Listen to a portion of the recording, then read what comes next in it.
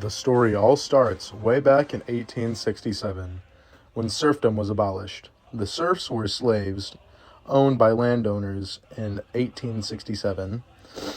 They were freed by Tsar Alexander II. If Alexander II wasn't assassinated in 1881, he would have made changes that could have set Russia in a different direction. Instead, Alexander III is put in charge of the nation, who is more controlling and gives people less rights.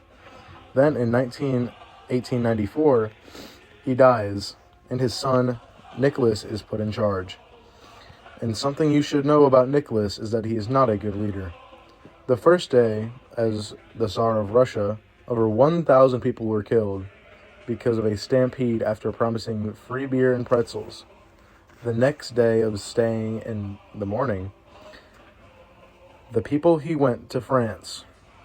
Nicholas was never taught of business or ruling by his father. Tsar Nicholas would be the last Tsar of Russia because of this.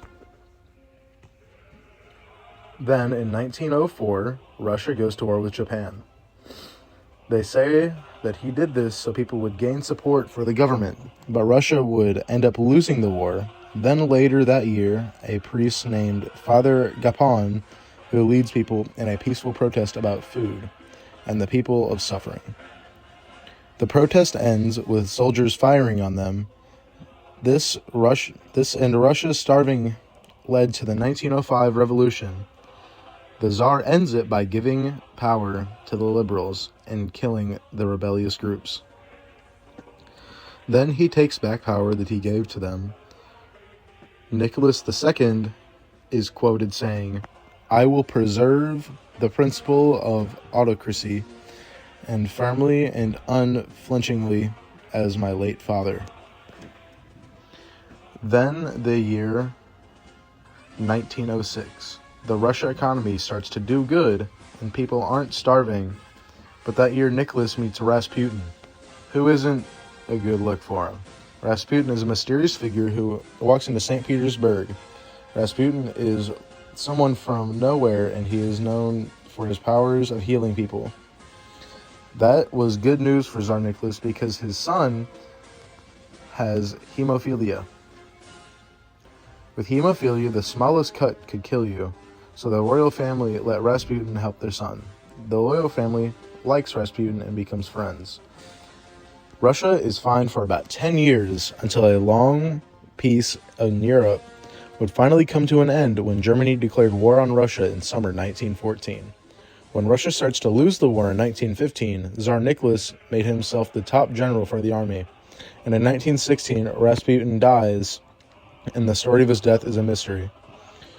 The story goes a group of nobles invited him to a place where they put cyanide in his food.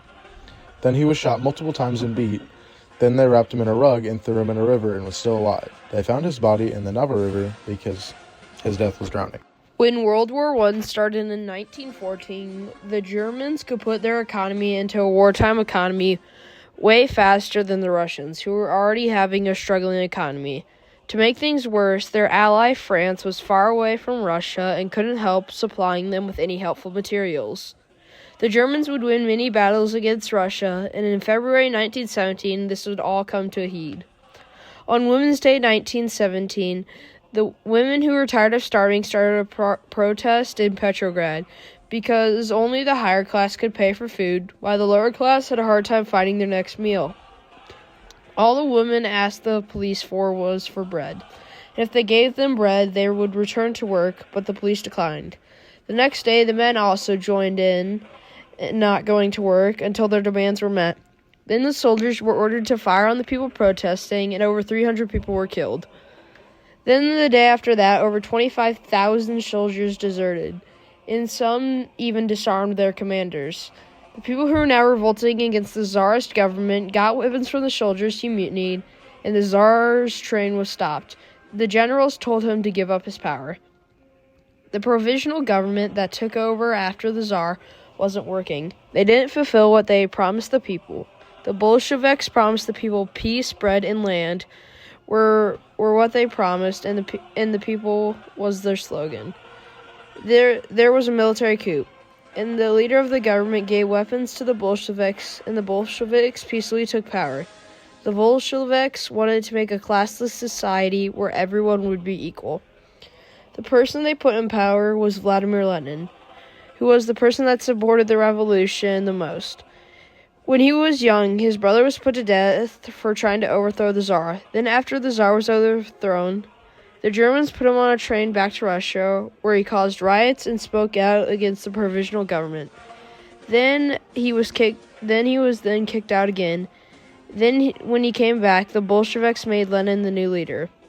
Then the Red Terror started, which got rid of all political enemies of the Bolsheviks. One of Lenin's famous quotes was, "You cannot make a revolution in white gloves." Then finally, in early 1918, Russia ended the war with Germany.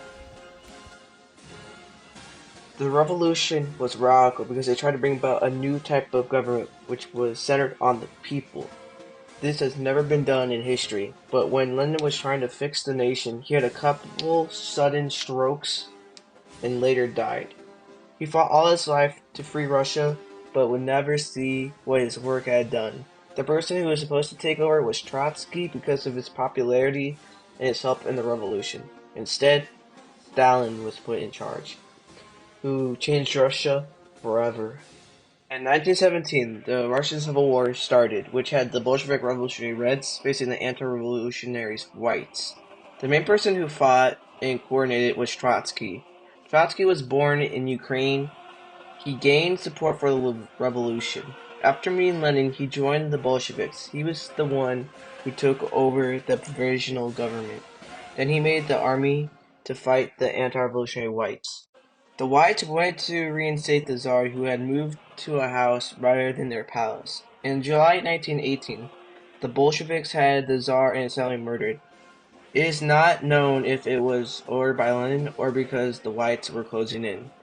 The end of the Tsar, once the most powerful person in the world, made it a brutal end. Then the Reds would later win the war. He would bring Russia to become a world power, but he did not do this morally. He would open gulags where people who spoke out against him would go. He was a dictator and brainwashed the people. Under his rule, people suffered, and it was like the revolution never happened.